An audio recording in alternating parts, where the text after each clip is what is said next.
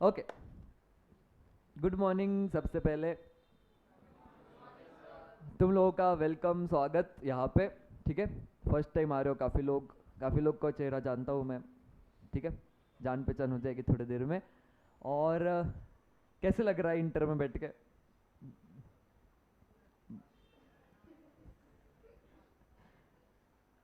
अभी तक मत पूछो सर, रिजल्ट बाकी है। ऐसा भी ख्याल आ रहा है क्या दिमाग में? ठीक। तो इंटर में एकदम बैठ के तुम्हें पहली बार अच्छा ऐसे एक्साइटेड फील हो रहा है क्या? कुछ तो नया पढ़ने को मिलेगा? नहीं? ठीक है। अच्छा, सबसे पहली चीज़, फर्स्ट पॉइंट है इंटरेक्टिव रहना, बहुत ज़्यादा इम्पोर्टेंट है। ओके, तो जो भी मैं पूछूंगा, जो भी तुम्हें लग रहा है, इंटरेक्शन कंटिन्यूस होना चाहिए। ठीक है, मेरा पर्टिकुलर टीचिंग का मेथड वैसा है, बहुत इंटरेक्शन मुझे लगता है। और सामने से तुम्हें बोलते रहना, मतलब मैं जो पूछूंगा उतना, आपस में नहीं बोलना है। ओके, आपस में डिस्कस करोगे तो वो गलत है, फिर मेरे साथ डिस्कस करना। ओके, ये ध्यान रखना।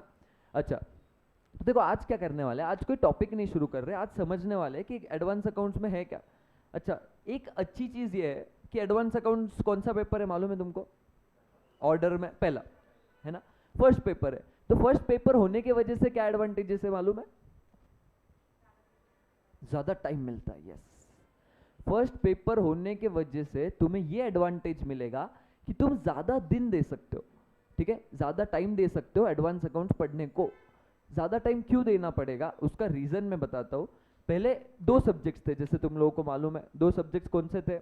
एक था अकाउंट्स और दूसरा था एडवांस अकाउंट्स। करेक्ट, दो सब्जेक्ट्स थे। अभी दोनों को मर्ज कर दिया गया है। काफ़ी लोगों को इधर मालूम है, पर काफ़ी लोग नए हैं, उनके लिए भी बोलता हूँ।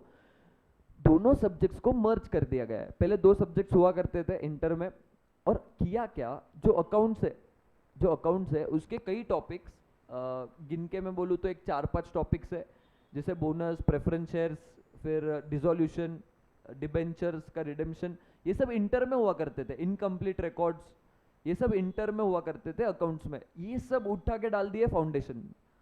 ठीक है, फाउंडेशन का सिलेबस बढ़ा दिया है, और फाउंडेशन के ये छोटे छोटे टॉपिक्स हटा दिए। अकाउंट करंट वगैरह वो तुमने पढ़े होंगे। अकाउंट करंट है अपना, sales of goods on return on approval वाला, है ना, वो सब हटा दिए। फिर एवरेज ड्यू डेट, वो सब हटा दिए, और उसके जगह पे ये सब टॉपिक्स डाल दिए। फाउंडेशन ऑब्वियसली थोड़ा डिफिकल्ट किया है। ठीक है, और फाउंडेशन डिफिकल्ट करके इंटर को इजी किया है, ऐसे नहीं किया है। लेकिन इंटर से जो मोस्ट डिफिकल्ट दो सब्जेक्ट है ना, ईआईएस और ईएफएफ, वो दोनों हटा दिए। देखो, उसमें स्कोर करना मतलब मोस्ट डिफिकल्ट था।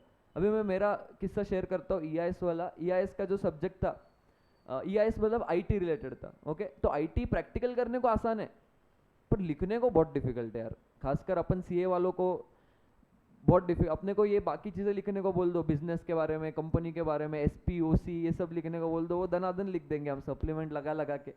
लेकिन आईटी रिलेटेड लिखना मतलब थोड़ा डिफिकल्ट है, टेक्निकल चीज़ें लिखना बहुत डिफिकल्ट है। तो मुझे याद है आज भी वो पेपर था मेरा, और वो पेपर में मैं गया, और मैंने, दोनों पेपर्स थे वो साथ में, ईआईएस और एसएम। तो ईआईएस और एसएम का पेपर था, मैंने पेपर लिया, गलती से मैंने ईआईएस का पहले खोल दिया। दो अलग अलग पेपर होते थे एक ही टाइम पे, तो मुझे ध्यान में नहीं आया कि पहले एसएम का खोलना चाहिए। एसएम इजी है जनरली, थोड़ा उसी टाइप से एसएम। ठीक है, तो ईआईएस मैंने पहले खोल दिया, और मैंने पहला क्वेश्चन पढ़ा, 6 मार्क का कंपलसरी क्वेश्चन। मैंने क्वेश्चन पढ़ा। अच्छा, मैं डिस्क्लेमर देता हूँ, मैंने लगभग मिनिमम, मुझे याद नहीं एग्जैक्ट, पर 3-4 रीडिंग तो पक्का की थी। ठीक है, स्टडी लीव में 3-4 बार रिवीजन करके गया था ईआईएस का। तो उसके बाद पेपर में गया, पहला क्वेश्चन पढ़ा, कंपलसरी क्वेश्चन। भाई क्वेश्चन ही नहीं समझ में आ रहा। मैंने बोला अरे यार क्वेश्चन ही नहीं समझ रहा है, अभी आंसर कहाँ से लिखूं? आंसर बहुत सारे याद थे, पर अभी कौन सा वाला आंसर लिखना, मतलब क्वेश्चन ही नहीं समझ में आ रहा। फिर मैंने बोला चलो कोई नहीं, एक क्वेश्चन नहीं आ रहा है, दूसरा पढ़ने को लिया।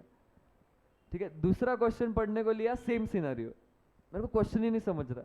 मतलब वो ऐसा सब्जेक्ट था ना कि पहले दोनों क्वेश्चन नहीं समझे। मैंने बोला यार 12 मार्क तो गए, क्वेश्चन ही नहीं समझ रहा, आंसर क्या लिखूंगा मैं?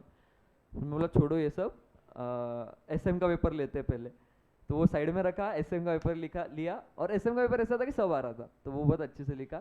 वो पेपर में मेरे को आए थे 66 मार्क्स 100 में से। तो वो पेपर में से तुम ऐसे पकड़ो, एसएम में आए होंगे कुछ 45, और EIS के 50 में से 20 ही आए होंगे लगभग, ऐसा पेपर था वो, जो हटा दिया है, बहुत अच्छी बात है। तो मेजर रीज़न वही था ना क्लियर होने का, EIS, तो वो हटा दिया है, वो बहुत अच्छी बात की है।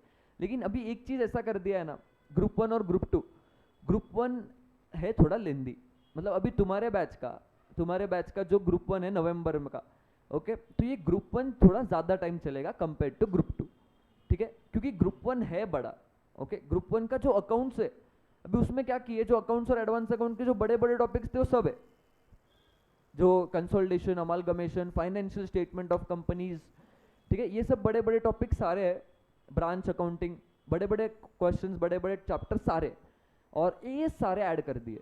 तो तुमने सुना होगा अभी एस बेस ज़्यादा हो गया अकाउंट्स, है ना, तो 27 ए से तुमने सुना होगा, तो ये अकाउंट्स में एस काफ़ी ऐड कर दिए गए, इसके वजह से अकाउंट्स बहुत बड़ा है। सेकेंडली लॉ में भी नए टॉपिक्स ऐड किए, और लॉ लर्निंग पढ़ने को वगैरह टाइम लगता है, तो लॉ भी बड़ा है। दूसरा, जो एक अकेला सब्जेक्ट होना चाहिए था 100 मार्क का, सुना है क्या तुमने, कौन सा बताएगा मैम ने, DT, डायरेक्ट टैक्स, वो ऐसा सब्जेक्ट है जिसमें अकेले कैपेबिलिटी के 100 मार्क का रहे, इतना बड़ा सब्जेक्ट है, इतना उसमें इतने डिटेल्स और इतने कंसेप्ट है, पर उसको रखा है 50 मार्क का, ठीक है, उसको ज़्यादा उठने नहीं दिया, उसको बोला रुक तू 50 मार्क पे रुक, ठीक है, DT को 50 मार्क पे रोक दिया। यस, कुछ पूछ रहा है कोई, अच्छा ठीक, तो DT को 50 मार्क पे रोक दिया, और बचा हुआ 50 मार्क है IDT, ठीक है, IDT ठीक है, उसको जस्टिफाई कर सकते हैं 50 मार्क, पर फिर भी पहले जो IDT था उसमें और टॉपिक्स ऐड कर दिए गए, ठीक है, कुछ कुछ बड़े बड़े टॉपिक्स ऐड कर दिए, तो ग्रुप 1 कंपैरेटिवली बड़ा है, ओके। तो ग्रुप 1 ऐसे पकड़ो तुम, अभी जो शुरू हो रहा है अपना, ये प्री रिजल्ट बैच है, ठीक है, अभी अपना ज़्यादा टाइम नहीं चल रहा है, इसीलिए लगभग 1.5 घंटा 1 घंटा ही होगा क्लास। अकाउंट्स और लॉ तो अभी है, अपन और भी थोड़े रखेंगे बीच में, तुम्हें बाकी फैकल्टीज से फैमिलियर होने के लिए, तो क्लास बीच में डेमो में हो सकता है, और पर ये प्री रिजल्ट चलेगा, एक बार रिजल्ट आ जाए, फिर रिजल्ट आने के बाद से दिन भर क्लास चलता है, मतलब 8:30 से लगभग ऐसे पकड़ो तुम 5:30-6 तक क्लास रहता है, ओके, और दिन भर क्लास चलता है, जो चालू होगा अपना ऐसे पकड़ो, रिजल्ट अराउंड एक्सपेक्टेड है वो 7 से 10 फेब के आसपास कहीं तो एक्सपेक्टेड होता है, तो उसके बाद जो क्लास चालू होगा वो फिर चलता है दिन भर, और वो चालू होने के बाद तो फेब 7-8 फेब में पकड़ू तो वहाँ से 3 महीने लगते, तो मार्च अप्रैल मई लगभग 8-10 मई तक ग्रुप 1 जाता है, ठीक है, इतना है, क्योंकि ग्रुप 1 बड़ा है, ग्रुप 1 को टाइम लगता है, तो उतना ग्रुप 1 लगभग जाता है। और ग्रुप 2 कंपैरेटिवली छोटा है, ग्रुप 2 में एक ही बड़ा सब्जेक्ट है कॉस्टिंग, ठीक है, बाकी सब्जेक्ट छोटे हैं, क्योंकि ऑडिट जो ऐसा सब्जेक्ट है लगभग वो तुम पकड़ो 2 और ढाई महीने में हो जाता है, फिर FM ऐसा सब्जेक्ट है जो 2 महीने में हो जाता है, SM ऐसा सब्जेक्ट है जो 2 महीने से भी पहले हो जाता है, 1.5 महीने में लगभग, और कॉस्टिंग बड़ा है सिर्फ, तो मतलब अपने क्लास का ऐसा है कि पहले 3 महीने, मतलब ऐसे पकड़ो मई का फर्स्ट वीक, मतलब 10-1 मई के आसपास तक अपना मैक्सिमम, अगर मैं बफर पकड़ के चलूँ तो 15 मई तक चलता है ग्रुप 1, फिर उसके बाद 2.5 महीने में लगभग ग्रुप 2 खत्म होता है, मतलब मई आधा, जून जुलाई, मतलब प्लानिंग ऐसे होती है कि तुम्हें स्टडी लीव में 3 महीने मिलने चाहिए, अगस्त, सितंबर, अक्टूबर, ठीक है, और वो प्लानिंग मोर और लेस हम मीट करते, पिछले तीनों बैच से मीट करते आए। मई 23 हमारी फर्स्ट बैच थी, नवंबर 23 सेकंड बैच, और अभी मई 24 थर्ड, और तुम्हारी जो बैच रहेगी ये 4th बैच रहेगी, तो हर एक बैच से हम वो मीट करते आए। अच्छा, हमारी पहली बैच इंटर की थी, इसलिए इंटर में हमारा काफ़ी स्पेशलाइजेशन है, मतलब तुम एक एक चीज़ें मैं तुमको बताऊंगा। सबसे पहली चीज़ क्लास के बारे में, क्लास का लेंथ, क्लास का शेड्यूल के बारे में, तो क्लास का जो शेड्यूल है, मतलब क्लास का टाइमिंग बताया, ऐसा इतने पीरियड तक चलने वाला है, ओके, ग्रुप 1 इतना चलेगा, ग्रुप 2 उतना चलेगा, तो जुलाई एंड का टारगेट होता है जनरली, या बफर अगर पकड़ के चलो तो अगस्त फर्स्ट वीक तक जनरली हो जाता है। जैसे अभी तुम मई का एग्जांपल ले लो, मई वाले इंटर के बैच, तो मई वाले इंटर का जो बैच है इनका हमने अराउंड, मुझे याद है तो कुछ 14 अगस्त के आसपास शुरू किया था, ऐसे तुम्हें रिजल्ट डेट याद होगी तो कुछ 10-12 अगस्त थी शायद, है ना, 10 अगस्त थी शायद पिछले बार की रिजल्ट, ऐसे ही कुछ शुरू किया था हमने तभी। तो ग्रुप 2 हमारा शुरू हुआ था नवंबर एंड के आसपास, मतलब 25 नवंबर के आसपास ग्रुप 2 पूरा शुरू हो गया था, जबकि बाकी क्लासेस का तो दिसंबर एंड तक चला कुछ कुछ ग्रुप 1 के सब्जेक्ट, ठीक है, तो हमारा तब तक हो गया था। और सेकेंडली अभी ये वाले बैच का, मई वाले बैच का FM हो गया है, SM हो गया है, ऑडिट और कॉस्टिंग, अभी 2 ही सब्जेक्ट्स बचे हैं जो ऑलमोस्ट वो भी खत्म होने में, उनके भी एक चैप्टर्स ही बचे, तो हम टारगेट से एकदम परफेक्ट ध्यान रखते हैं। क्यों? क्योंकि तुम्हें स्टडी लीव मिलती है, और स्टडी लीव बहुत ज़्यादा इंपॉर्टेंट है दोस्तों। मतलब तुम बिलीव करो या ना करो, क्लास जितना ही इक्वल इंपॉर्टेंट है स्टडी लीव। क्योंकि सीए ये कोर्स ऐसा है ना कि जब तक सेल्फ स्टडी खुद से नहीं समझ के करेंगे तब तक पेपर में लिखते नहीं आएगा। ठीक है, मतलब तुम क्लास कितना भी कर लो अच्छे से समझ गया, पर खुद से एक बार सॉल्विंग, खुद से एक बार लर्निंग, ये बहुत इंपॉर्टेंट है। ठीक है, तो इसलिए स्टडी लीव बहुत ज़्यादा इंपॉर्टेंट है। तो ये क्लास का शेड्यूल ऐसे चलेगा। अच्छा, अभी क्लास का शेड्यूल, उसके साथ जब भी ग्रुप 1 चलेगा तो ग्रुप 1 के टेस्ट चलेंगे, और टेस्ट जनरली चलते हैं एक एक सब्जेक्ट वाइज। मतलब अकाउंट्स का टेस्ट, लॉ का टेस्ट, डीटी का टेस्ट, आईडीटी का टेस्ट।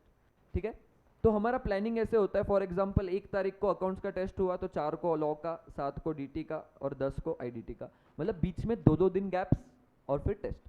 ये चैप्टर वाइज टेस्ट होते हैं जो कंटिन्यूस चलते हैं विदाउट ब्रेक्स। ठीक है, मतलब बीच में ऐसे ब्रेक नहीं आएगा लंबा। हमारा शेड्यूल पहले ही प्री प्लान्ड होता है, जो काफ़ी लोगों को पता होगा। तो हम ग्रुप पे पहले ही लगभग ऐसे पकड़ो 15-20 दिन, महीने भर का शेड्यूल एक साथ डाल देते हैं। तो ये शेड्यूल तुमको पहले से पता रहेगा कि हाँ 3-3 दिन बाद कौन सी टेस्ट है। तो प्रैक्टिस बहुत ज़्यादा होगी। ठीक है, और सेकेंडली मोस्ट इंपॉर्टेंट चीज़, न्यू स्कीम के हिसाब से ये डिज़ाइंड है।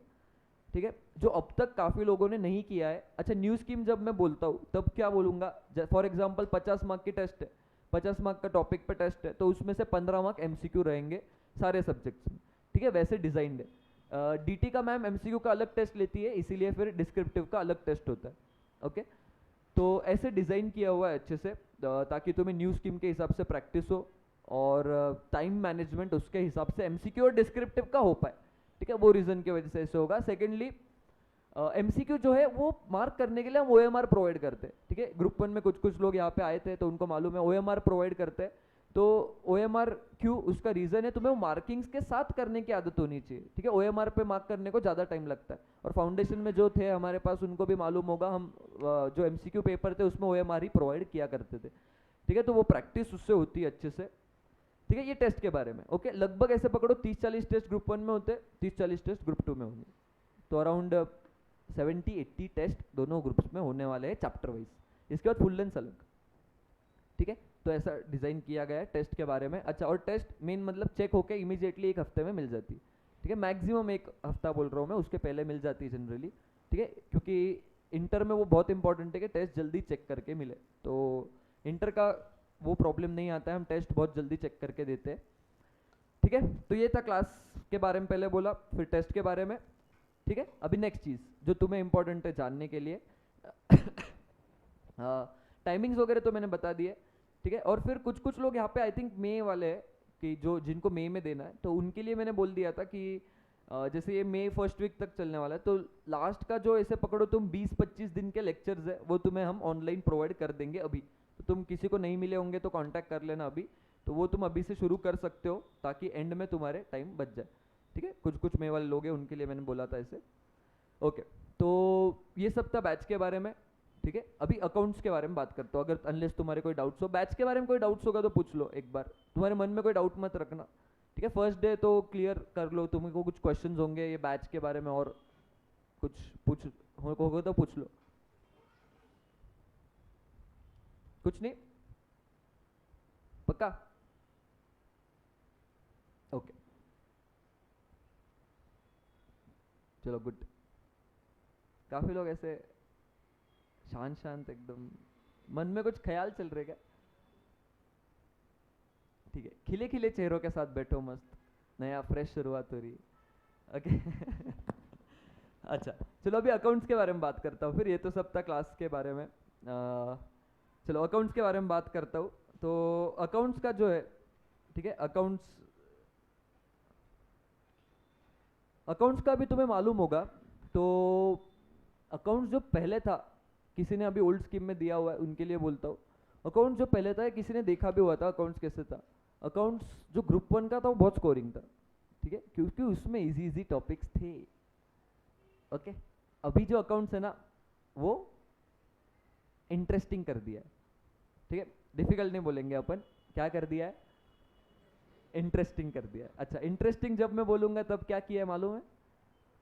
अकाउंट्स में प्रैक्टिकल टॉपिक गिन के 6-7 है। ठीक है, प्रैक्टिकल मतलब ऐसे एएस के अलावा, और एएस है 27। अच्छा, अभी एएस क्या होते हैं वहां से शुरुआत करते हैं। एएस का फुल फॉर्म पहले मालूम है? Accounting standard. शाबाश। क्या होते हैं अकाउंटिंग स्टैंडर्ड्स? उसके हिसाब से अकाउंट्स बनाने। ओके। अच्छा, कुछ लोग यहाँ पे बाहर रहते हैं, हॉस्टल में वगैरह, पीजी में रहते हैं क्या?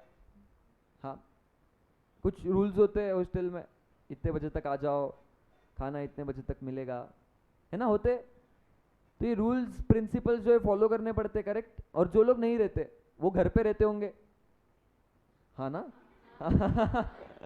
जो हॉस्टल पे नहीं रहते वो घर पे रहते होंगे। और घर पे भी ऐसे चलता है क्या, कभी भी घर पे चल जाओ? नहीं, वैसे हुआ तो घर वाले घर में नहीं लेंगे, ठीक है। मैं तो आज भी घर पे कभी भी जाने में डरता हूँ।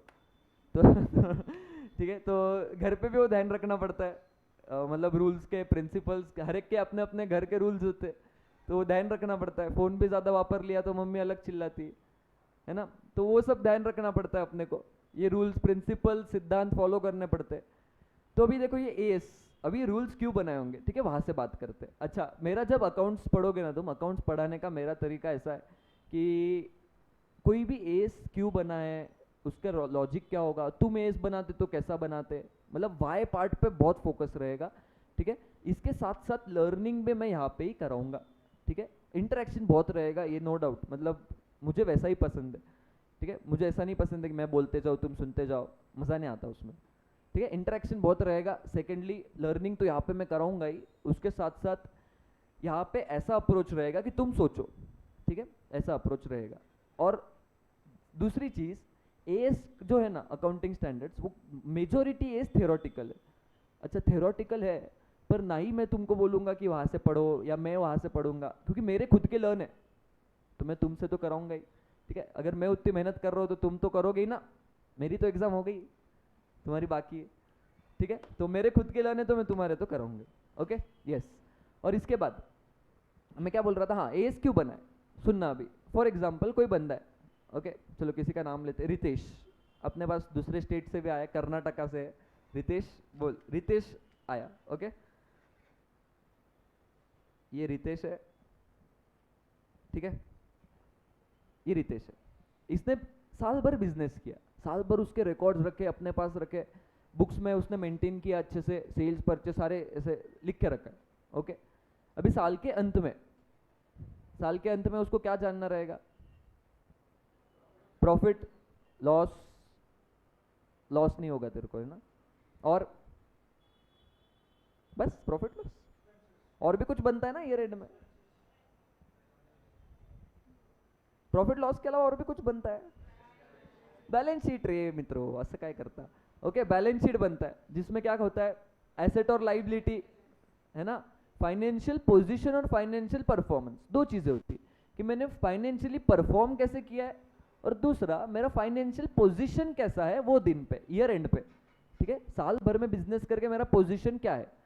तो ये दो चीजें जाननी होती कोई भी बिजनेसमैन को, तो अभी इसको जाननी है, ठीक है। तो ये अपने बुक्स लिया, ओके, अपने बुक्स। अच्छा, जैसे स्कूल में होता था, साल भर अपन मेहनत करते, यूनिट टेस्ट, सेमिस्टर सब देते, ईयर एंड में कुछ मिलता था अपने को ऐसे बड़ा सा, जिसपे हाँ report card, as a student वो मिलता था, और वो अपने लिए बहुत इंपॉर्टेंट था ना मिलना, कि मैंने कैसे परफॉर्म किया। अच्छा, वो तो अपने को मालूम था, वो किसी और के लिए था शायद, पेरेंट्स के लिए, ओके, कि तुम्हारे बच्चे ने क्या गुल खिलाया साल भर में। यहाँ पे कोई है क्या जिसके अच्छे अच्छे रिपोर्ट्स आते थे हर साल? लड़कियां तो पक्का होगी, लड़कों में से कोई रेयरली होगा। ठीक है, मेरा पर्टिकुलरली वैसे नहीं था, हर साल तो कंप्लेंट्स फिक्स ही थे, मतलब वो ओपन हाउस का दिन आया तो ऐसे डर डर के ही जाना पड़ता था, पता नहीं टीचर क्या बोल देगी। तो वैसा वाला दिन था वो, रिपोर्ट कार्ड मिला करता था एज अ स्टूडेंट।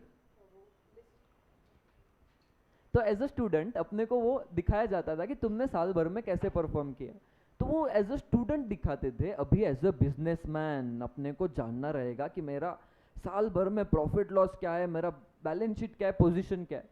तो अभी ये रितेश गया लेके, ठीक है, अभी तक तो ये सीए कर रहा है तो बना नहीं था, तो ये लेके गया एक सीए के पास। अभी इसने उसके बुक्स लिए, उसने निकाला प्रॉफिट, ये सीए ने निकाला लॉस। 10,000 का। रितेश डर गया, भाई मैं रोज सुबह उठता हूँ, मेहनत करता हूँ, इतना अच्छा कर रहा हूँ, सब कस्टमर आ रहे हैं मेरे पास और लॉस आ गया। तो रितेश बोला नहीं नहीं, मेरे बिजनेस में तो प्रॉब्लम नहीं, सीए में प्रॉब्लम है। ओके, तो ये गया उठा के दूसरे सीए के पास, और दूसरे सीए के पास गया। अब ये दूसरा सीए ने देखा कि ये डर के आया हुआ है, तो दूसरे सीए ने इसको खुश करने के लिए निकाल के दिया प्रॉफिट 50,000। रितेश खुश हो गया, क्या बात है, किधर 10,000 का लॉस, किधर 50,000 का प्रॉफिट। ऐसे होता है ना, पहले कुछ निगेटिव देख लो, फिर पॉजिटिव देखने को अच्छा लगता है। जैसे घर वालों को बोल दिया पहले मेरा दोस्त फेल हो गया, और फिर अपना रिजल्ट फिर अपना रिजल्ट बताया, ठीक है, तो उससे क्या होता है, माइंड प्रिपेयर हो जाता है।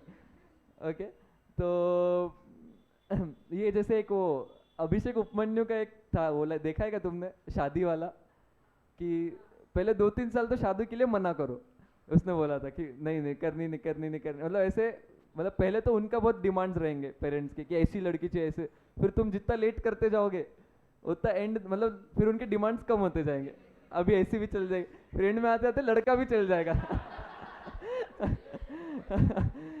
उसका बहुत बढ़िया था वो। तो ऐसे लॉस देखना, उसके बाद प्रॉफिट देख के अच्छा लग गया। ओके, तो अभी देखना, ये किस्सा सुनने में तो अच्छा है कि हाँ एक सीन लॉस निकाला, एक ने प्रॉफिट, पर ये प्रॉब्लम्स रियल लाइफ में कितने आ सकते हैं अगर कोई एक सेट ऑफ प्रिंसिपल्स ना बनाए कि तुम अकाउंटिंग करनी है तो इन दायरे में रह के करो, ऐसे प्रिंसिपल्स को फॉलो करके करो, ये रूल्स को फॉलो करके करो। तो ऐसे अगर प्रिंसिपल सेट्स बना ही नहीं तो कितना प्रॉब्लम हो जाएगा, इसीलिए अकाउंटिंग स्टैंडर्ड्स बनाए गए। ठीक है, अकाउंटिंग में ये स्टैंडर्ड्स है, और तुम जब ऑडिट पढ़ोगे ना, ऑडिट में भी एक स्टैंडर्ड्स होते हैं, मालूम है किसी को? यस, क्या है? एसईज, स्टैंडर्ड्स ऑन ऑडिटिंग। ठीक है, ये ऑडिटिंग के स्टैंडर्ड्स है, जो ऑडिट कैसे करना है वो बताते हैं। ये अकाउंटिंग के स्टैंडर्ड्स है, जो अकाउंटिंग कैसे करना है वो बताएंगे। ठीक है, इसीलिए अलग अलग चीज पे अलग अलग एएस बनाए गए ताकि अकाउंटिंग कैसे करना है वो बताएंगे। ठीक है, तो ये पर्पस था अकाउंटिंग स्टैंडर्ड्स बनाने का, कि अपन अगर 4 सीए के पास अलग अलग गए तो माइनर डिफरेंस है, ज्यादा डिफरेंस ना है। ठीक है, ये एक रीजन था अकाउंटिंग स्टैंडर्ड्स बनाने का। अच्छा, तो उसके लिए अलग अलग एएस बनाए हैं अकाउंट्स में। तो ऐसे 27 एएस अपने को है। ठीक है, ये सारे एएस है, ठीक है, कोई भी एएस छोड़ा हुआ नहीं है। टोटल वैसे 32 एएस है, 32 एएस है पूरे अपने अकाउंटिंग स्टैंडर्ड्स के इसमें। उसमें से 2 मर्ज कर दिए बाद में, बाकी 3-4 डिलीट कर दिए। तो जितने एएस है सब तुम्हें है। ठीक है, एएस में से कुछ छूटा नहीं है। तो एज अ आर्टिकल जब तुम जाओगे तुम्हें सारे एएस का नॉलेज रहेगा। अच्छा, फाइनल में भी क्या एएस है क्या? फाइनल में है इंडेस। अभी इंडेस क्या है? Indian accounting standards, very good. और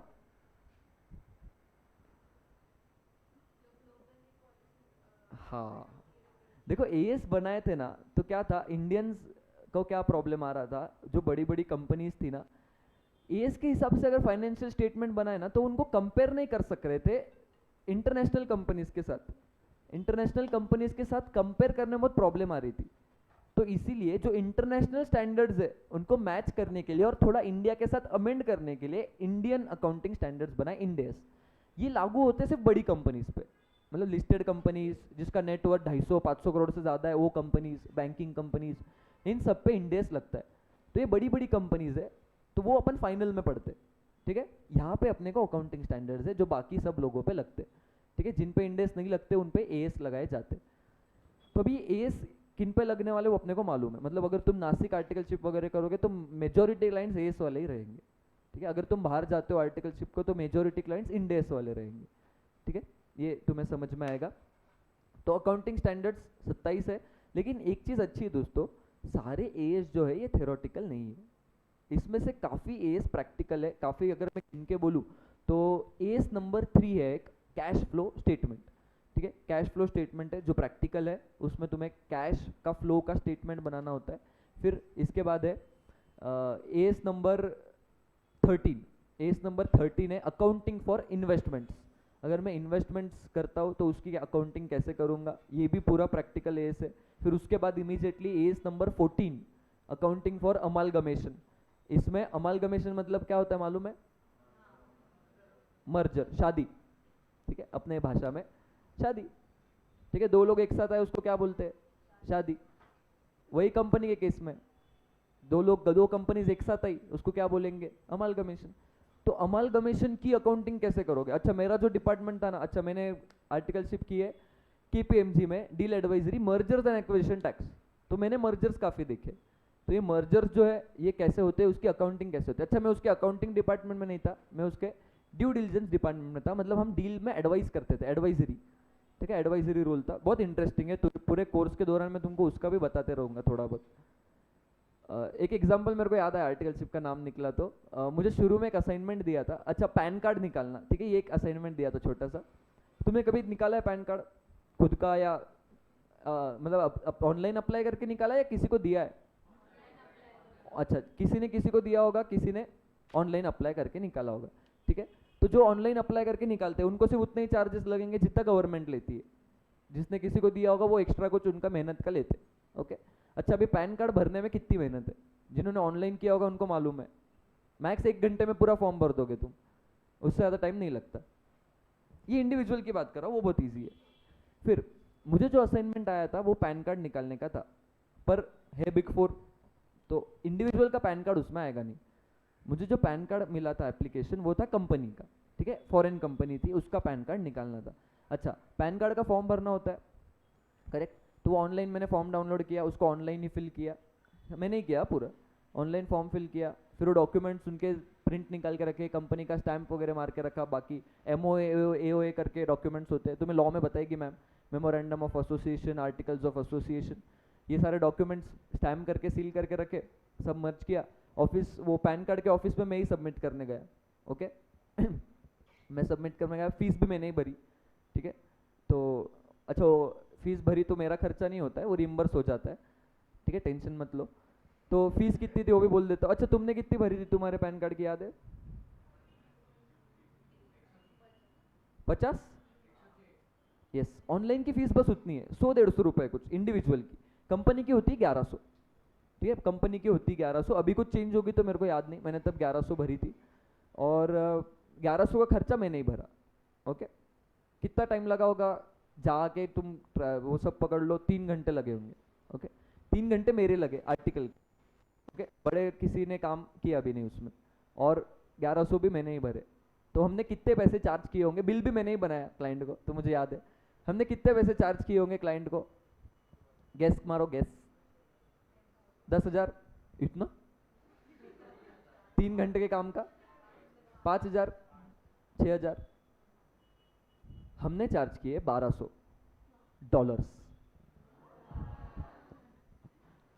मतलब कितने हुए उस टाइम पे अगर मैं पकड़ू तो 75 का कुछ भाव होता है, तो 80,000 के आसपास होते।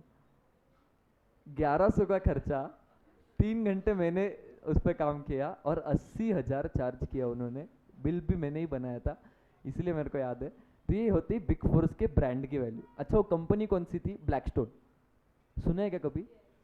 प्राइवेट इक्विटी में सबसे बड़े जायंट, ठीक है, प्राइवेट इक्विटी मतलब जो प्राइवेटली इन्वेस्ट करते हैं, ब्लैक रॉक वगैरह तुमने सुना होगा, फिर वो KKR करके एक फर्म है, वो भी एक बड़ी फर्म है प्राइवेट इक्विटी में, ठीक है, IPL वाली नहीं है ये दूसरी तो ऐसे बड़े बड़े प्राइवेट इक्विटी के फर्म्स है, जायंट्स है, तो उनका पैन कार्ड था, इतना चार्ज किया था। मुझे बिल चार्ज करते करते हो रहा था कि यार थोड़ा दे दो मेरे को भी, फिर क्या करे, ठहरे अपन आर्टिकल, उससे ज़्यादा मांग नहीं सकते, ओके। तो ये बिग 4 के ब्रांड की वैल्यू होती है, उतना वो चार्ज करते हैं।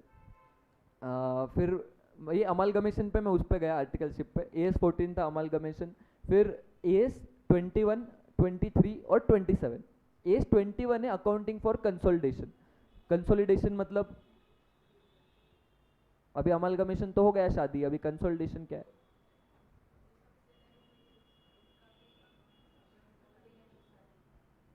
तुम्हें ये लॉ में भी पढ़ने मिलेगा और अकाउंट्स में इसकी अकाउंटिंग है। कंसोलिडेशन क्या होता है? सब्सिडरी वर्ड सुना है? कौन होती है सब्सिडरी?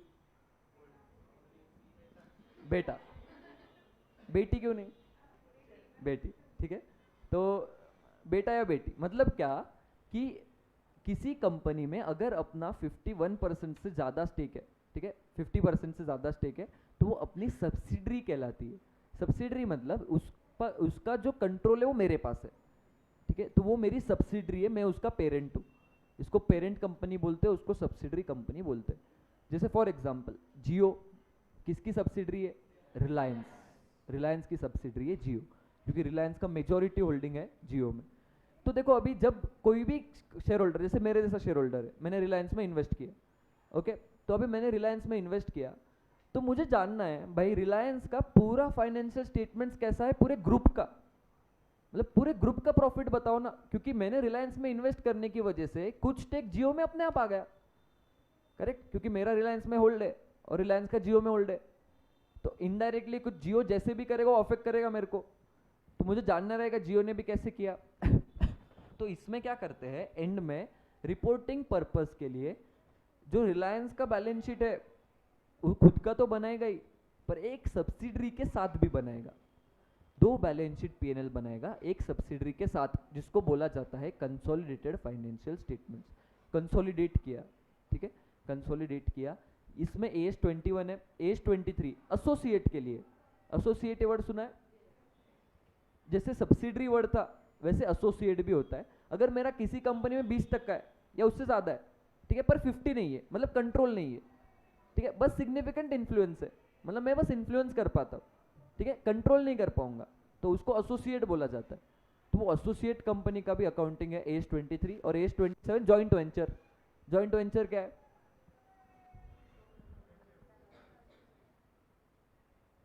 जब सब्सिडरी वर्ड बोला ना तब कंट्रोल आया, और जब जॉइंट वेंचर बोला ना तब जॉइंट कंट्रोल आया। क्या फर्क है दोनों में बता सकते हो?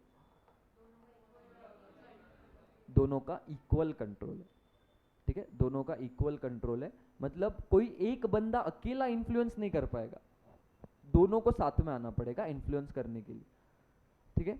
तो ये था जॉइंट कंट्रोल, उस पे AS27 है। ये जो एस मैंने नाम लिया ना ये मोर और लेस प्रैक्टिकल एस है, ठीक है, इसमें सॉल्विंग ज्यादा है, पर बाकी जो अच्छा AS20 भी है, एक अर्निंग्स पर शेयर। तो ये जो एस है ये प्रैक्टिकल एस है, बाकी सारे एस जो रहेंगे वो लर्निंग और राइटिंग वाले रहेंगे।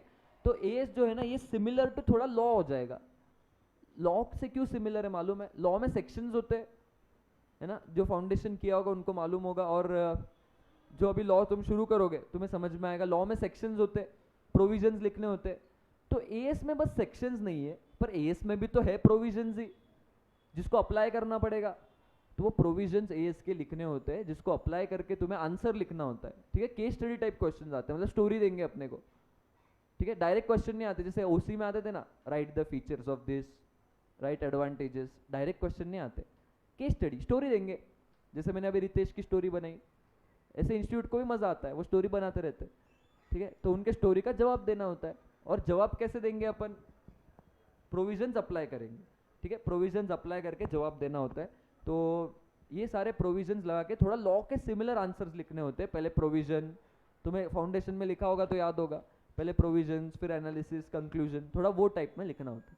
तो वो लर्निंग में यहाँ पे कराता हूँ। अच्छा मेरे नोट्स ऐसे है ना कि मेरे नोट से ही तुमको लर्निंग होती है। अच्छा मेजॉरिटी अभी न्यूज़ स्कीम आई last year, last attempt sorry, तो लास्ट अटेम्प्ट में ही मैंने नोट्स बनाए, ठीक है। अभी नोट्स मैंने कैसे बनाए, मैंने जब देखे ना मेजॉरिटी फैकल्टीज के नोट्स ऐसे थे कि उनके नोट्स से ना अंडरस्टैंडिंग के लिए नोट्स थे, कि बस पॉइंट समझ लो, लिखने के लिए नोट्स नहीं थे। मतलब लिखना है तो वर्डिंग्स कहाँ से लाए, वैसे लाइन सेंटेंस कहाँ से लाए, ठीक है, ऐसे मेजॉरिटी फैकल्टीज के नोट्स नहीं थे। तो मैंने जब नोट्स बनाए तो मैंने वो ध्यान में रख के बनाए।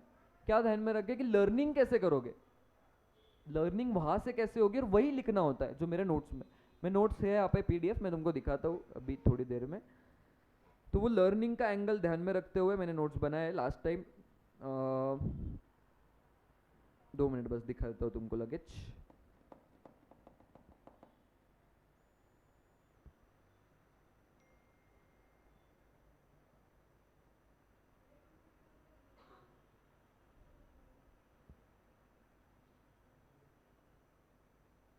ये रहे,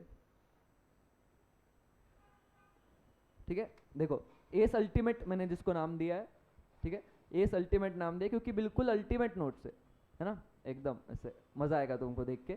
एस अल्टीमेट नोट्स है, तो देखो मैंने इसमें लर्निंग का एंगल भी ध्यान में रखते हुए नोट्स बनाए, मतलब थ्योरी वगैरह सब है, फिर चार्ट्स वगैरह के फॉर्म में बनाया है। तुम देखोगे तो बहुत जगह पे पैरास लिखे हैं कहाँ पे मेंशन करना है, तो तुम्हें इससे आंसर भी लिखते आएगा। और दूसरा ऐसा फॉर्म है जहाँ पे क्वेश्चंस आते हैं ना, तो वो क्वेश्चन का भी स्टेप्स वगैरह लिखे हुए हैं बहुत जगह पे।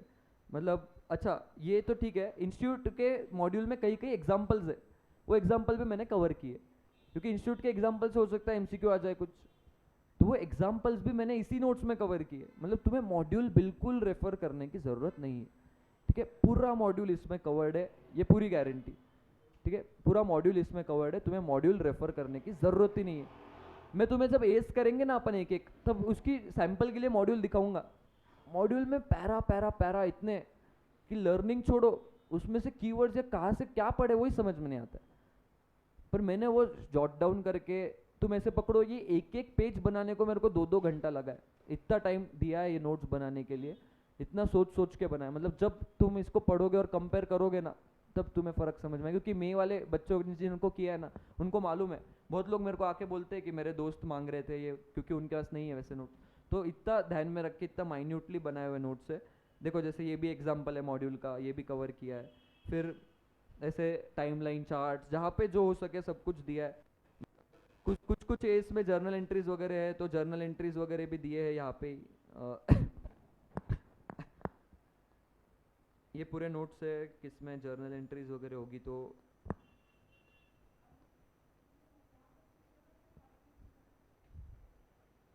देखो ये मॉड्यूल के एग्जांपल्स फिर से,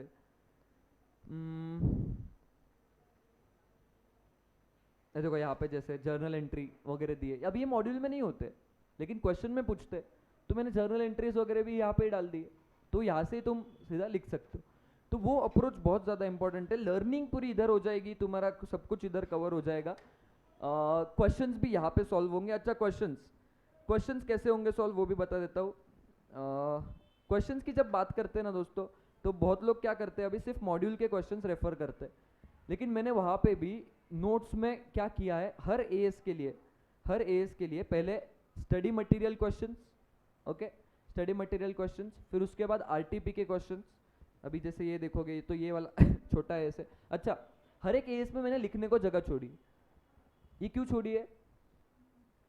होमवर्क इधर लिखेंगे, ठीक है, इधर लिखेंगे, क्योंकि एएस में लर्निंग भी हो जाती है कभी कभी, पर लिखना कैसे वो नहीं समझ में आता।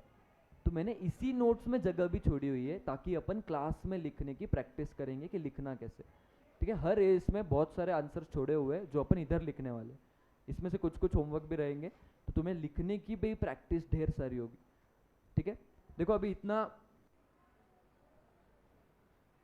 मतलब इतनी चीज़ें माइन्यूटली सोची ना, मैं वही बोल रहा था कि मतलब ऑफलाइन के बैच में मतलब तुम्हें बहुत मज़ा आएगा, क्योंकि सॉल्विंग, राइटिंग, लर्निंग सब कुछ होगा, पर तुम्हारा इन्वॉल्वमेंट भी उतना चाहिए, ठीक है। जनरली क्या होता है, देखो इंटर में मैंने जितना ऑब्जर्व किया है ना, शुरू शुरू में जोश होता है सब में, ठीक है, सब में कि हाँ मस्त करेंगे एकदम, घर जाके रिवाइज करेंगे, सब करेंगे, पर धीरे धीरे ना वो जोश थोड़ा कम हो जाता है, कि धीरे धीरे लर्निंग करने को बोर होता है।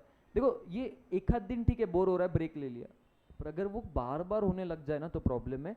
फाउंडेशन बहुत अलग था, इंटर बहुत अलग है। इंटर में चाहिए कंसिस्टेंसी, ठीक है। और सिंपल चीज़ें देखो, past is not the guarantee of future. तुमने पास्ट में जो किया है वो फ्यूचर की गारंटी नहीं है, फ्यूचर बदला जा सकता है, ठीक है, वो तुम्हारे ऊपर है, ठीक है। जैसे अभी मेरा एग्जाम्पल लूँ ना, 10th तक मेरा ऐसा था कि पढ़ाई पे बिल्कुल फोकस नहीं था। मतलब वो बोर्ड्स के एग्जाम में भी मेरे को याद है 2-2 3-3 दिनों की छुट्टी होती थी, उसमें से पहले 1-2 दिन तो टाइम पास होता था, मतलब दोस्त के घर जा रहे ग्रुप स्टडी को और उधर पत्ते वित्ते खेलते बैठो, ऐसे टाइम पास होता। तो 10वीं तक तो बिल्कुल सीरियस नहीं थे, पर उसके बाद 11th भी लगभग ऐसे ही किया। 11th का तो मुझे याद है, वो मैथ्स का मेरा क्लास था एक जगह पे, भावना पाटिल मैम करके थी, तो उधर मैथ्स को जाते थे। और मुझे तो एक किस्सा भी याद आता है, मैं ऐसे जा रहा था दरवाजे तक, किसी ने बोला कि मैम होमवर्क चेक कर रही है और घर पे फ़ोन लगा रही है जिसने नहीं किया है, तो मैंने होमवर्क नहीं किया था, वहाँ से यू टर्न मार के बाहर। मतलब और तभी ऐसे था कि अभी तो भी इंटरनेट अनलिमिटेड हो गया है। अच्छा बहुत पुरानी बात नहीं कर रहा हूँ, हमारा भी अभी अभी हुआ 2017 में, पर तभी अनलिमिटेड नहीं था, तभी पेड हुआ करता था। तभी ऐसे महीने का 1-1.5-2 GB ऐसे जनरली था, तो अनलिमिटेड नहीं मिलता था रोज़ का। तो तभी हमको एक वाईफाई मिल गया था उधर क्लास के बाजू वाले बिल्डिंग में, पासवर्ड उसका क्रैक हो गया था, तो हम वहाँ पे वाईफाई पे बैठ के टेस्ट मैच देखा करते थे, इतने रिका में थे हम, तो पूरा टेस्ट मैच देख लेते थे हम क्लास बंक करके। तो इतना 11th भी ऐसे ही गया, लेकिन मतलब उसके बाद टेस्ट दिए वगैरह ना तो मतलब मार्क्स आने पे ध्यान में आया कि यार बिना पढ़े अपन इतने अच्छे मार्क्स ला रहे, तो अगर पढ़ लेंगे तो क्या होगा। फिर उसके बाद जब रियलाइज हुआ ना तो पढ़ना शुरू किया जेन्युइनली खुद से, मतलब खुद से पढ़ना शुरू किया विदाउट किसी के फोर्स, किसी ने बोला नहीं, खुद से पढ़ना है अच्छे से, खुद के लिए कुछ करना है, वो अप्रोच शुरू हो गया। और वो अप्रोच एक बार शुरू हो जाए ना दोस्तों, वो बेस्ट अप्रोच है। मतलब तुम्हें किसी के मोटिवेशन की, किसी के फोर्स की ज़रूरत ही नहीं, तुम्हारा अंदर का ही मोटिवेशन इतना है ना, बहुत मज़ा आ जाता है पढ़ने को। मतलब लिटरली पढ़ाई नहीं रही तो बोर होता है ऐसे, लिटरली मतलब मज़ा आ जाएगा।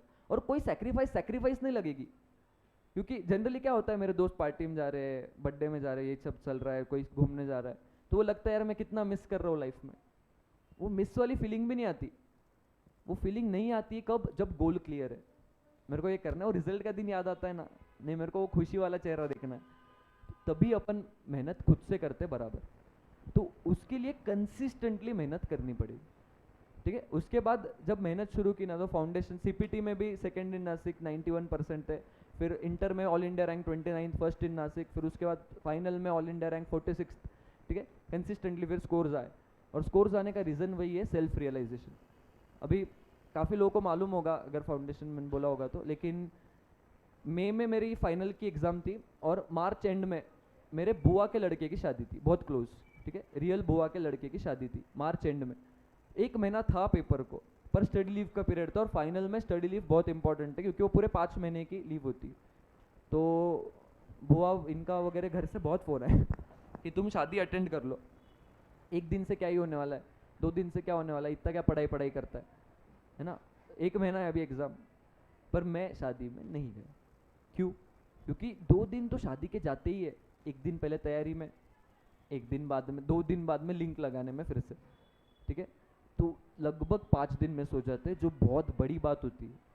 5 दिन मतलब बहुत टाइम चला जाता है, एक एक सब्जेक्ट हो जाता है उसमें, तो इतना टाइम देना अफोर्डेबल नहीं था। भले ही 1 महीने था एग्ज़ाम को, तो मैं गया ही नहीं। मेरे को मालूम था कि ये लोग बहुत बोलेंगे, सिर्फ वो नहीं, सारे रिलेटिव्स भी बोलेंगे क्यों नहीं आया, क्या है, इतना 1 महीना है।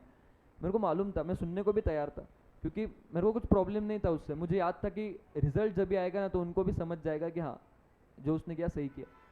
तो रिजल्ट आया, उनको बुआ फूफा जी का पहला फ़ोन था, वन ऑफ द पहले फ़ोन्स में था, बहुत खुश थे दोनों। उनको याद भी नहीं था शायद मैं शादी में नहीं गया। तो ये चीज़ें याद नहीं रहती किसी को, याद क्या रहता है अपन ने कितनी मेहनत की है, अपना एफर्ट्स कैसे, ठीक है। तो इसीलिए कंसिस्टेंटली करना है। पूरे इंटर में ये दिमाग में रखो कि कंसिस्टेंटली करना है पूरा, ठीक है, शुरू से एंड तक। जो कंसिस्टेंटली अच्छा करेगा उसका स्कोर अच्छा आएगा। अच्छा, कंसिस्टेंसी जब मैं बात करता हूँ मतलब रोज़ घर जाके 2-3 घंटे निकालो, बहुत इंपॉर्टेंट है वो करना। क्योंकि देखो अपना जब इंटर चालू होता है तो 6 बजे तक तो क्लास होता है, ठीक है। दिन भर में थक जाते, मानता हूँ मैं, स्टूडेंट्स है अपन, और इतना सब पढ़ाई वगैरह मैनेज नहीं होता है। लेकिन यही तो सीए का ब्यूटी है ना दोस्तों, इतनी मेहनत है इसलिए तो वैल्यू भी है ना। और अपने को कोई चीज़ फ्री में थोड़ी चाहिए, जो चीज़ की वैल्यू नहीं वो चाहिए भी नहीं।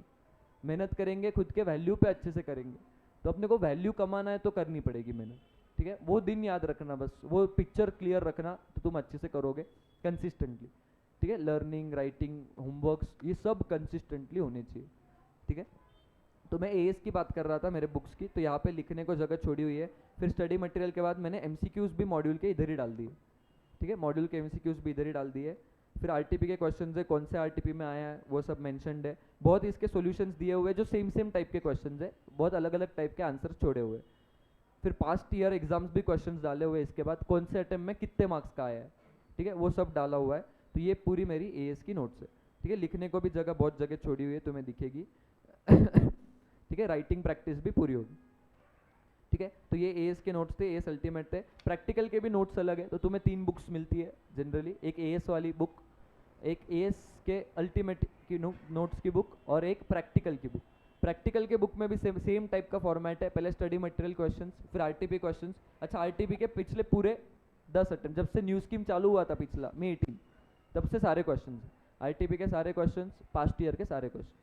तो उतना करोगे तो भी मोर देन सफिशिएंट प्रैक्टिस है, ठीक है। उतनी प्रैक्टिस मोर देन सफिशिएंट है। इंस्टीट्यूट के अलावा दूसरे क्वेश्चंस रेफर नहीं करने होते, ठीक है। तो उतनी प्रैक्टिस अपन क्लास में ही करने वाले, क्लास और होमवर्क मिला के उतने सारे क्वेश्चंस तुम्हारे हो जाएंगे, ठीक है। तो वो कंसिस्टेंटली करना है बस। और अकाउंट्स है बड़ा सब्जेक्ट, ठीक है, पहले इजी था, पहले लोग एग्जामिशन इजीली ले लेते थे, पर अभी मेहनत ज़्यादा करनी पड़ेगी। ठीक है, अभी अकाउंट्स है डिफिकल्ट। ठीक है, पेपर मोस्ट प्रोबेबली एक्सपेक्टेड ऐसा है कि मई 24 पहला पेपर है, इसलिए ज़्यादा डिफिकल्ट नहीं आएगा, लेकिन अभी नवंबर दूसरा अटेम्प्ट है, तो उसमें यू नेवर नो। ठीक है, तो इसीलिए मेहनत पूरी लगेगी। ओके, तो अपना आज मैंने डिस्कस मोर और लेस ये इसी पे किया है कि अपना अप्रोच क्या है, कैसे पढ़ने वाले, नोट्स कैसे है, टेस्ट कैसे होने वाली है। और कोई तुम्हारे क्वेश्चन हो तो पूछ लो, तुम्हें कोई अकाउंट्स के बारे में जानना है या क्लास के बारे में तो जल्दी से पूछ लो। कुछ भी डाउट्स नहीं, भरोसा है हम पे। मतलब खत्म कौन सा होगा पहले से? अच्छा, ये अभी डेमो में पूछ रही है, तो ग्रुप में है क्या? हाँ, तो ग्रुप में पोस्ट हो जाएगा। जनरली पहले लॉ रहेगा। ठीक है, जनरली पहले लॉ रहेगा, क्योंकि मेरा 11th का क्लास होता है, तो फिर उसके बाद जनरली पहले लॉ ही रहेगा। ठीक है, और कल से अपन ए शुरू कर देंगे। ठीक है, कल से ए शुरू कर देंगे। तो कोई भी तुम्हारे दोस्त जो ऐसे कुछ कुछ का, क्योंकि मतलब हमको फ़ोन आया था कल ऐसे कि हमारा तो कंफर्म है, फिर हम डेमो में क्यों आए, तो ये डेमो नहीं है, या सच मतलब क्लास ही चालू है, पर जिसको अटेंड करना है, जिसको देखना है, वो देखने के लिए ये डेमो है। ओके, तो इसलिए ये क्लास ही चालू है, कल से टॉपिक चालू हो जाएगा। तो इसलिए जो भी तुम्हारे फ्रेंड्स मिस कर रहे हैं उनको लेके आओ। और जेन्युइनली मैं बोलता हूँ दोस्तों, मतलब इतने लोग थे ना जो बाद में मुंबई गए, पुणे गए, वो मिलने आए पिछले बैच के, बहुत लोग दूसरे क्लास में थे, वो बोले कि यार हम इधर लगा लेते तो अच्छा रहता, वो डेमो में देखने को ही नहीं आए। तो जो देखने को नहीं आएगा उसको नहीं समझेगा। देखो जेन्युइनली मैं बोलता हूँ, हम बहुत मेहनत डालते हैं, बहुत ज़्यादा। मतलब तुम्हारे डाउट सॉल्व करना, रात रात तक हम जनरली डाउट्स करते हैं बहुत बार, तो टेस्ट है अगले दिन, उसके ऑडियोज डालना, टेस्ट की प्लानिंग डालना, तुम्हारे ये शेड्यूल्स बना के देते हैं इंटर में। हर एक बच्चे के लिए जो स्टडी लीव है ना, उसमें कौन से दिन कितना पढ़ो, किसको कितना घंटा दो, 1.5 दिन की स्ट्रैटेजी। अभी जो फाउंडेशन में उनको मालूम होगा, 1.5 दिन की स्ट्रैटेजी डाला करते थे हम, इंपॉर्टेंट क्वेश्चन 1.5 दिन में कौन सा टाइम कौन से सब्जेक्ट को दो, है ना। तुम पहले पुराने बैचेस को भी पूछ सकते हो। मतलब ऐसे पकड़ो तुम 90% स्टूडेंट सेटिस्फाइड है। ठीक है, मतलब अभी बाकियों का 10% का मुझे मालूम नहीं है, पर मैं एक सेफर साइड बोल रहा हूँ 90% में। हम ट्राई करते हैं कि सब लोग सेटिस्फाइड रहे। ठीक है, हम बहुत मेहनत डालते हैं उस चीज़ के लिए, तो तुम फ़ायदा उठा के लो। ठीक है, अभी टाइम है तो फ़ायदा उठा के लो। ऑफलाइन बैच में बहुत अच्छे से होता है, और लिटरली तुम अभी मानोगे नहीं, हमने ऑनलाइन भी बहुत लोगों को सेल किया है यहाँ पे नासिक में, क्योंकि उनका ऐसे था कि पहले कर लिया बैच पर अभी नहीं जम रहा है अच्छे से। खासकर अकाउंट्स में तो बहुत प्रॉब्लम आता है नया स्कीम की वजह से। ठीक है, अकाउंट्स और टैक्स दो ऐसे सब्जेक्ट है ना, उसमें बहुत ज़्यादा प्रैक्टिस लगती है। मतलब टैक्स का भी ऑफलाइन करना क्यों इंपॉर्टेंट है, समझो कि टैक्स में ना राइटिंग गलतियाँ इतनी होती है, बहुत गलतियाँ होती है। मतलब समझ में सब आएगा, लेकिन सॉल्विंग में जब सब एक साथ आता है ना, तो छोटी छोटी मिस्टेक्स होती है। पर बहुत इंटरेस्टिंग सब्जेक्ट है, बहुत इंटरेस्टिंग सब्जेक्ट है टैक्स। मेरा भी one of the favourite subject था टैक्स।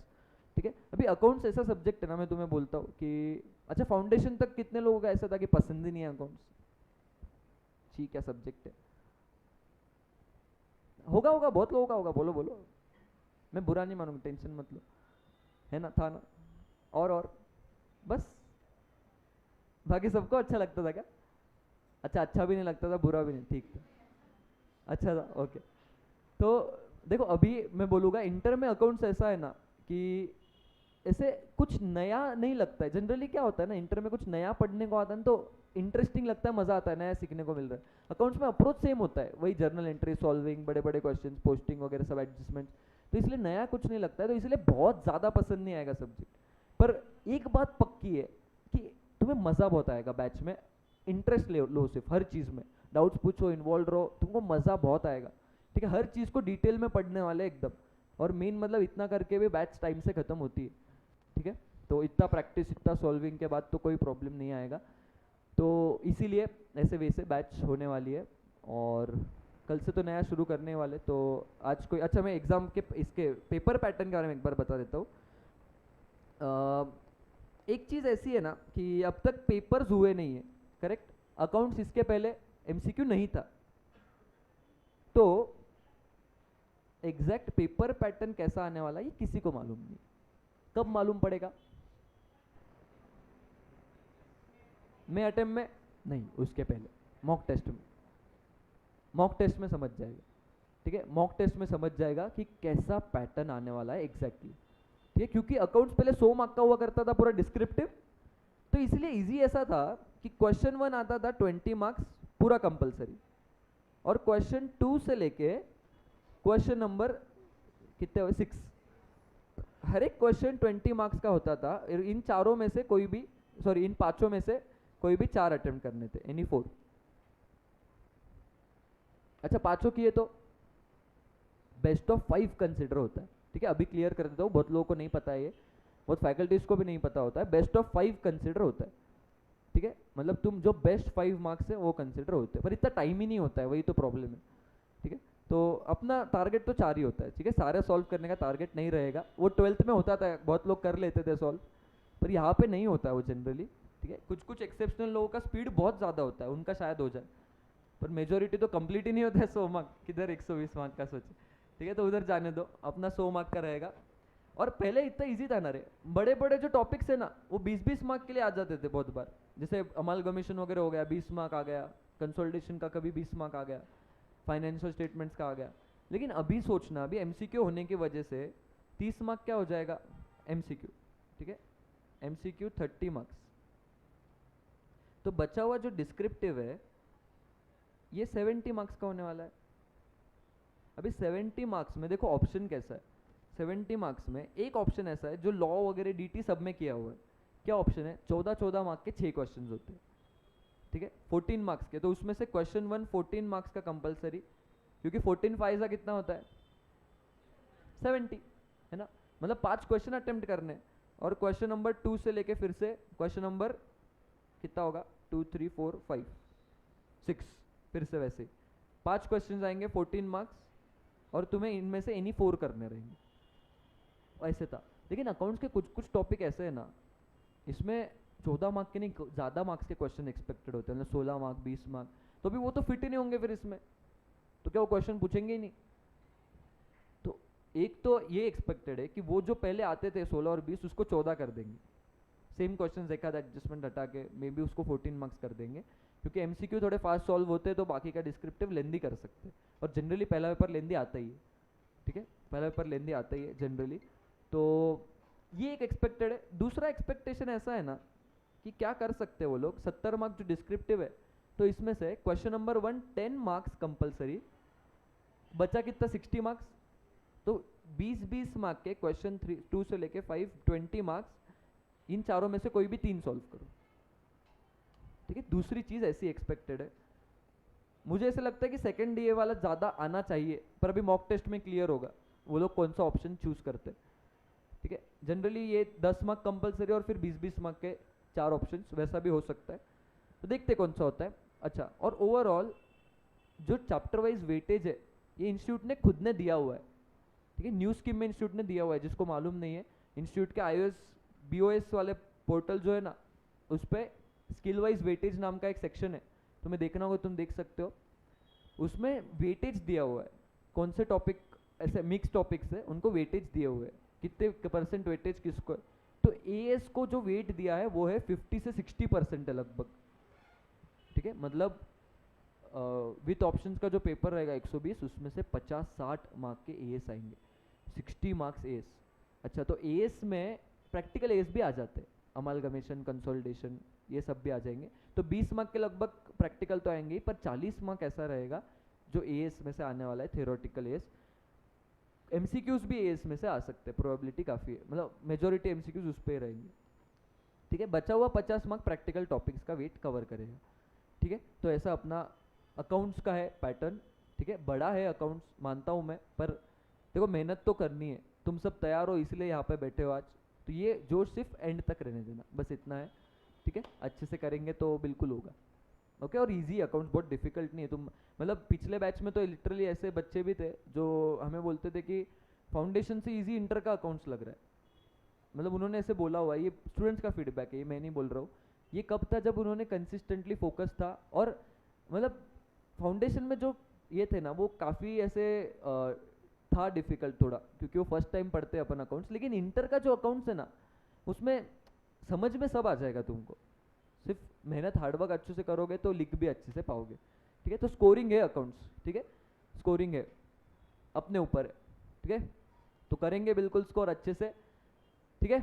अभी यहाँ पे आए हो तो अच्छा एक चीज़ और, कोई कोई मतलब जा रहा होगा अलग अलग क्लासेस में देखने को कैसा है क्या है, तुम्हारे दोस्त जा रहे होंगे, तो जो भी आ रहे होंगे जल्दी बुला लो, क्योंकि जितना बीच में आएंगे समझ में नहीं आएगा। और तुम लोग भी ट्राई करो, जो अटेंड कर रहा है एक बार डेमो में, तो 2-3 दिन कंटिन्यूस अटेंड करना, क्योंकि एक दिन में जनरली समझ में नहीं आता है टीचिंग कैसी। ठीक है, कोई भी इधर जाओ, तुम कोई भी इधर जाओ, ठीक है, 2-3 दिन। अच्छा, और एक जेन्युइन सजेशन रहेगा मेरी तरफ से, जो फर्स्ट टाइम कर रहे हैं इंटर, ठीक है, फर्स्ट टाइम जो कर रहे हैं, मतलब जिनका मे अटेम्प्ट नहीं है, जो जिनका नवंबर है, फर्स्ट टाइम इंटर कर रहे हैं, ऑनलाइन में मत जाना एटलीस्ट सारे सब्जेक्ट। ठीक है, सारे सब्जेक्ट ऑनलाइन करने में मत जाना। क्यों, उसका रीज़न है क्योंकि ऑनलाइन में ना अपने को ऐसा लगता है हो रहा है, ठीक है, तुम काफ़ी दोस्तों को पूछ सकते हो और वो बाद में प्रॉब्लम आता है। तो एक जेन्युइन सजेशन है, ठीक है, भले तुम ऑफलाइन किसी का भी करो उसमें कोई नहीं, पर ऑनलाइन सारे सब्जेक्ट्स मत करना, एक आध किया तो ठीक है। ठीक है, सारे सब्जेक्ट्स ऑनलाइन मत करना, वो बहुत इंपॉर्टेंट है, क्योंकि इंटर में बहुत लोगों को होता है यार फैसिनेशन, थोड़ा ऑनलाइन करते हैं, घर पे बैठ के मस्त पढ़ेंगे, तो वो थोड़ा ट्राई करना। क्योंकि जिनका ऑफलाइन है ना, मतलब हमारी ऑफलाइन बैच का बहुत अच्छे से कवर हो गया है, और वो कॉन्फिडेंस भी जो आता है ना, वो ऑनलाइन में नहीं आता, क्योंकि टेस्ट नहीं होते, वो सेल्फ मोटिवेशन नहीं होता, एक आध दिन कुछ जाना रहा बाहर, छोड़ो कल कर लेंगे आज का लेक्चर, वो मोटिवेशन नहीं होता। ठीक है, तो ऑफलाइन पूरा अटेंड करने का ट्राई करना, ये बहुत इंपॉर्टेंट चीज़ है। आज यहाँ पे रुक जाएंगे अपन, किसी को कोई डाउट्स होगा तो पूछ लो, कल से नया टॉपिक शुरू करने वाले। ओके, तो कल से मिस मत करना, क्योंकि कंसेप्ट रहेंगे, पहले दिन कंसेप्ट होते तभी अगला दिन समझ में आता है। ठीक है, दूसरी चीज़, क्लास मिस मत करना एक भी दिन। अभी तो प्री रिजल्ट है, पर पोस्ट रिजल्ट भी जो रहेगा क्लास मिस नहीं करना होता है, क्योंकि मुझे याद है मेरे इंटर का क्लास में मैंने सिर्फ 3 दिन मिस किया था, जब मुझे डेंगू हुआ था और मैं एडमिट था। ठीक है, बाकी एक भी दिन क्लास मिस नहीं किया है। अच्छा, वो डेंगू के भी पहले, मतलब डेंगू के सिम्टम्स थे, बुखार था, पर उसमें भी मैं क्लास गया था, क्योंकि मिस हो गया ना यार, हमारे टाइम रिकॉर्डिंग का भी फैसिलिटी नहीं था। ठीक है, तो वो बहुत डिफिकल्ट था कवर करना, समझ में ही नहीं आता, क्योंकि बाद में लिंक नहीं लगती, तो क्लास मिस मत करना, वो बहुत इंपॉर्टेंट है। अच्छा, और दूसरी चीज़, जो भी ये बैच में कर रहे हैं, रोज़ का लेक्चर रोज़ रिकॉर्ड होता है, और हर एक लेक्चर तुमको नेक्स्ट डे या उस दिन इवनिंग तक ही मैक्स मिल जाता है, पर मैं सेफर साइड नेक्स्ट डे बोल रहा हूँ। तुम हर एक को एक्सेस दिया जाएगा, किसी ने भी कुछ मिस किया है तुम देख सकते हो, कोई प्रॉब्लम नहीं। एब्सेंट रहोगे तो तुम्हें दिख सकता है, पर मेजोरिटी टाइम लॉन्ग पीरियड पे एब्सेंट मत रहना। कभी कभी रहना पड़ता है, बीकॉम के एग्जाम से या कहीं जाना पड़ा, तो उसके लिए तुम्हें पूरा ऑनलाइन एक्सेस मिलेगा। स्टडी लीव में तुम्हें देखना है तो पूरा ऑनलाइन एक्सेस होता है। ठीक है, तुम्हें कोई टॉपिक फिर से देखना है तो पूरा ऑनलाइन सब कुछ रहेगा। ओके, क्योंकि हमने ऑनलाइन सेल भी किए कोर्सेज, तो पूरे कोर्सेज अवेलेबल होते हैं, तुम ले सकते हो। और तुम्हारे कोई फ्रेंड्स को इनफैक्ट ऑनलाइन करना होगा, तुम उनको भी सजेस्ट कर सकते हो। ठीक है, ये करंट बैच में वो ऑनलाइन भी कर सकते हैं, रोज़ के लेक्चर्स रोज़ अपलोड हो जाते हैं, तो ऑनलाइन भी कर सकते हैं। तो ये सारी चीज़ें ध्यान रखना। सिर्फ सेकेंडली, स्टडी लीव के पीरियड में भी मैराथॉन्स होते हैं। ठीक है, इंटर के मैराथॉन्स होते हैं, और वो कैसे होते हैं, पहले मैराथन होगा, फिर 5-6 दिन स्टडी पीरियड होता है, और फिर फुल लेंथ होती है। तो मैराथन क्यों ज़रूरी है, क्योंकि वो सब्जेक्ट करके अपने को काफ़ी टाइम हो गया है, तो 1 डे में पूरा सब्जेक्ट रिवाइज किया जाता है, लगभग 8-8:30 से लेके शाम तक वो मैराथन चलती है। तो वो मैराथन में पूरा सब्जेक्ट रिवाइज होता है। मैं तुम्हें बोलता हूँ ना, मतलब तुम बैच करके देखोगे ना, मतलब हम जितने एफर्ट्स लेते हैं ना, उतने एफर्ट्स मतलब शायद ही कोई लेगा। उसका रीज़न भी, एक तो हम नए भी है, तो वो बात पक्की के एफर्ट्स लेंगे, और नए सिर्फ इसीलिए नहीं, मतलब हमको जेन्युइनली एक ये होता है कि हाँ तुम लोग पास आउट हो, तो वो जो खुशी मिलती है वो बहुत अलग है। क्योंकि रिजल्ट का दिन हमारे लिए मिक्स्ड फीलिंग्स होता है, मतलब कुछ स्टूडेंट्स होते हैं क्लियर, कुछ नहीं होते, तो वो खुशी भी होती है, बुरा भी लगता है। तो वो सब हमको चाहिए कि मेजॉरिटी लोग हो जाए, सिर्फ बिजनेस के एंगल से नहीं बोल रहा हूँ। ठीक है, हम लोग, तुम देखोगे ना, हमारा किसी का भी अप्रोच सिर्फ पैसों से कभी नहीं। ठीक है, तो हमको जेन्युइनली कनेक्शन होता है तुम लोगों से, तो वो ट्राई करना, मतलब कि तुम डाउट्स पूछते रहो, इंटरेक्टिव रहो, है ना, और किसी को कुछ होगा तो पूछ सकते हो। ओके, ठीक है, और सबके चेहरे एकदम खिले खिले मुस्कुराते हुए रहने चाहिए, मज़ा आता है ऐसे पढ़ाने भी और पढ़ने में भी। ठीक है, कौन सा? हाँ, फोन ठीक है, फ़ोन का डिस्क्लेमर है वैसे। फ़ोन का ऐसा है कि कोई फ़ोन देखते हुए अगर पकड़ा गया, तो ऐसे होता है कि फ़ोन मैं नहीं लेता हूँ, फ़ोन तुम्हारा बाजू वाला पास कर देता है। ये क्या है? देखो, मैंने अभी इंटर के बैच में नया शुरू किया है कि अपन है जागरूक भारतीय नागरिक, करेक्ट? तो भारत का भविष्य किसके हाथ में है? अपने हाथ में, ठीक है। भारत का भविष्य अपने हाथ में, ओके। सीए कर रहे हैं अपन, तो अगर तुम्हारे बाजू वाला फोन वापर रहा है और ध्यान नहीं दे रहा है तो भारत का भविष्य खतरे में। तो बाजू वाला जो फोन नहीं वापर रहा है वो तो जागरूक है, तो उसका काम क्या रहेगा? ऐसे फोन लो और आगे पास कर दो। मैं यहाँ पे जमा करके रखता हूँ, ठीक है। बेचूंगा नहीं मैं, मिल जाएंगे तुमको फोन बाद में, ठीक है।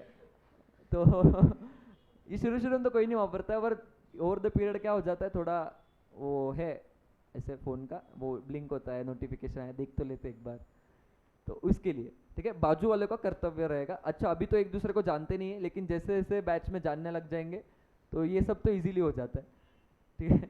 तो ये सब मज़ा आता है बैच में, मतलब ऑफलाइन बैच में बहुत मज़ा आएगा तुमको भी और हमको भी, ठीक है।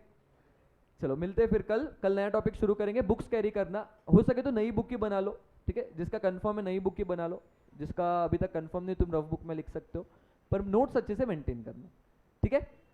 चलो bye bye, have a nice day, take care, see you.